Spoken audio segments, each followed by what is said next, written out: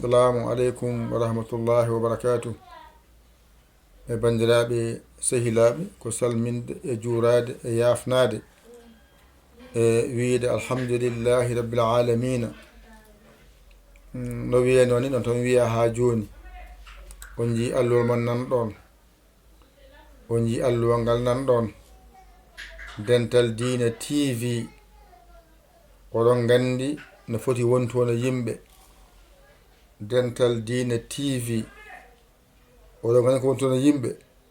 Ene curi toon, ene mofti toon, ene janga, ene ndeeƴi toon. Amin mbiya on noon yon gandu ngal ɗo gollal ene fof ndendigal ujunnaje jeenayi e neɗɗo nan toon mofti e temedde nayi neɗɗo e capanɗe jeeɗiɗi e tato neɗɗo ene mofti e nder Dental Dina TV. Ene cuuɗi toon, ene janga toon. Kala ko ari keɓon jangon janginoyon ballon balleyon. Ɗum no son kalanama yon ngar ballon jingon ko hunde hande.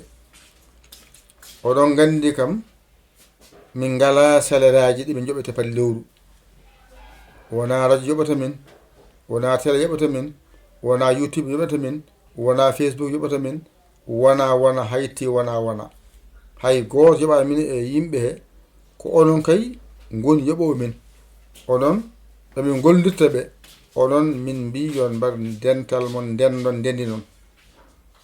Tawde oɗon balle oɗon jangine gona nokkuma fewne yettoma naata janga mbawa jahajuma. Ɗum noon wadde numéro o nan ɗon 00221 77 906 14 81. Mbaɗa yaya mbaɗa li jiya WhatsApp o ngara mbaɗa hen ko mbawɗa ko ngara innitoɗa mbiya ko min kaari gonɗo nokku kaari mi waɗi hen ballalam yo gole ɗe jaaru yeeso. Kala kala jiɗɗo nadde hen eɗen gadi wadde heblo e korka he wonande ɓe jiyata bindiɓe e walla yiwo bindiɓe to bange pular ɗo e to bange alkule e Qur'an arab ɗo. Ɗum no waɗe heblo e nder korka he. Ngon heblo noon anniya fuɗɗede ko ñalawma 21 oɗo garoɗo aset hande o so arti ɗum fuɗɗoto so haaji Allah. O jangnede noon jangete ko aset, jangete ko altine, jangete ko alarba. Wonande jiɗɗo jangude o bisimilla makko o ara o windo o numéro o rewata. So waɗi 00121 77 906 14 81 o ara o haalane sarɗiyeji ɗi belimo o naata o wawa o yiɗa o acce o deeƴa. Min mbi ko jiɗɗo o sa ari noon haala hewka ala. Koɗe nayi noon ko Dental Dina ko to min ganni waɗoyde ojoji men tafsir Qur'an ɗi wala daka so yontoyi hen kawroyi hen toon waɗate e jewte seeranɓe ɓe toon watte Dental Dina to. Ngal to wiyete ko kabruji pular nangiteɗi ko nangita e kabruji ko toon lombete.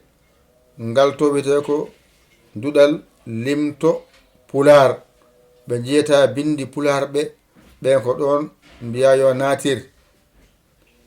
Ɓe ganduɗa jiyata Qur'ana arab limto e hijjo ɓen ko duɗal limto arab natata. An noon garɗo andi ɗo jiɗɗa jeeyede hen sa ari mbiyata ko jinmi nadde ko Dental Dina walla jinmi ko nadde dental kabaruji walla jinmi nadde ko dental jangde pular walla jinmi nadde ko dental jangde alkule Qur'ana arab. Ko jangina fof ene mofto e nder Dental Dina TV. Hono wonɓe toon ɓe ɗo gaddan ɗum to hayetto on toon. Ene nawe Dental Dina TV, ene nawe to YouTube to nani to YouTube, ene nawe to Facebook ɗum fof ko ha tan ballidiren e koye meɗen ittude yimɓe e majjere an mo yetano binde o mbatta yiɗi binde alhamdulillahi noon mbeɗa yino woɗɓe hewɓe nde gari nde hay a mbawa windude hande o amin bindodira amin jabodira mbeɗe winda omo jaabo omo winda mbeɗa jaabomo taw ɗo ari nde taw hay a o andano hay a o yiyatano teskede enen ummini en tan ko wallude ɓe jiyata hay batte ɓe ganduɗa jiyata hay hunde ɓe ɓuuri yurminade e yiyoɓeɓe mo ganduɗa yiyata hay batte o ɓuuri yurminade ballama ha o watta yiide o windu ɗum waɗi guila 16 4 mois 2016 ha joni eɗen dippa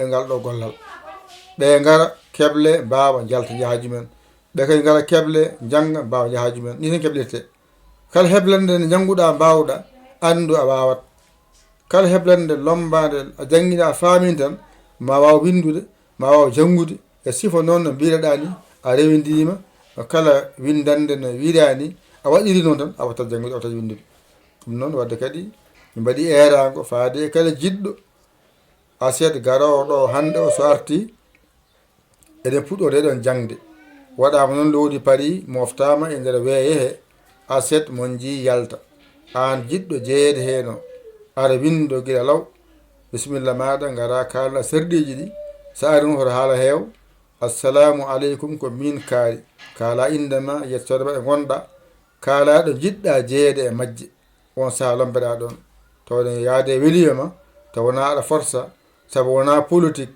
jangde ala politique ko jangga tan mbawa mbiyeɗa a janggani a wawata ko janggu mbawa wadde noon an jiɗɗo janngude o kalden min kollima law ndewata gara jangga cooda carnet ma e bic ma ɓalloɗa haade yettade tawa ko ari fof aɗa jangga ni jiɗmi waya kadi jiɗɗo foof bisimilla muɗum numéro o nan ɗon a wawa wadde hen WhatsApp ma ƴeewa baw waɗanma waɗa feere ha jokkodira e meɗen haalne serɗiji o welimo o naata o yiɗa o acce o deeƴa yo Allah wallu en nande e famde oɗo ko goto e musidɗo moɗon Yaya Ly Kaw Sénégal alhamdulillahi rabbil alamin on jarama wassalam